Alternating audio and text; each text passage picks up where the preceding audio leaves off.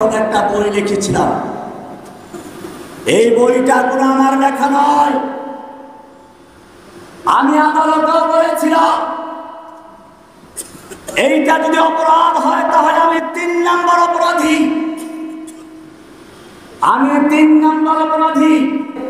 এক পর্যায়ে সরাসরি আক্রমণ করলো মুসলিম জনতার তাওহীদের ভিত্তি, মুসলিম জনতার ঈমানের স্পন্দন, জীবনের চেয়ে যাকে মুসলিমরা ভালোবাসে, আকা নামদার তাজদার মদিনা সরওয়ারে কায়নাত রাহমাতুল লিল আলামিন, যার সম্পর্কে কোরআন বলেছে ইন্নাকা লাআলা খুলুকিন আযীম।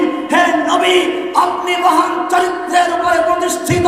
সেই নবীর চরিত্র নিয়ে, নবীর স্ত্রীদেরকে নিয়ে কলঙ্ক শুরু করেছিল, অপবাদ দেওয়া শুরু করেছিল, কটূক্তি করা শুরু ছিল। তখন দেশের তাওহীদ জনতা গর্জে উঠেছিল। আমি তখন একটা বই লিখেছিলাম। এই বইটা কোনো আমার লেখা নয়। আমি আদালতেও বলেছিলাম এইটা যদি অপরাধ হয় তাহলে আমি 3 নম্বর অপরাধী।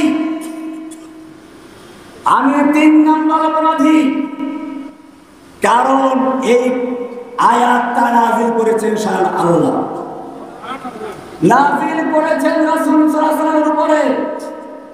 আমরা শুধুমাত্র রেলি করছি, আপনাদেরকেও শোনাচ্ছি। আল্লাহ তাআলা কোরআনে পরিষ্কার করে দিয়েছেন 33 নম্বর সূরা 60 এবং 61 নম্বর আয়াত।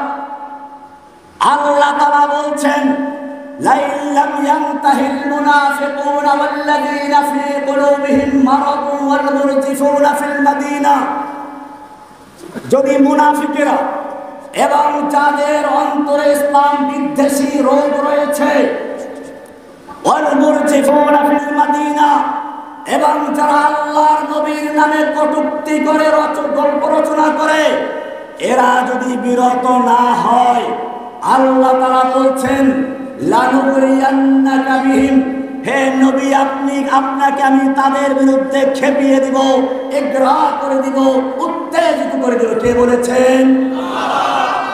এরপরে শুনুন কি বলছেন, সুম্মা লা ইউজাবিরুনাকা ফিহা ইল্লা কালিলা, এরপরে তারা আপনার শহরে, আপনার দেশে আর থাকতে পারবে না, সামান্য সময় থাকতে পারবে, তাও মালউনিনা, অভিশপ্ত হয়ে। এরপরে আল্লাহ বলছেন আইনামা সুকিফু, ওদেরকে যেখানে পাওয়া যাবে উখিরু, পাকড়াও করা হবে, ওয়াকুত্তিলু তাকতীলা, বাবে তাফঈল ব্যবহার করে আবার মফউলে মুতলাক ব্যবহার করা হয়েছে। ওয়াকুত্তিলু তাকতীলা, ওদেরকে কেটে টুকরো টুকরো করে দাও। বাণীটা ছিল কার? নাযিল হয়েছে কার উপরে?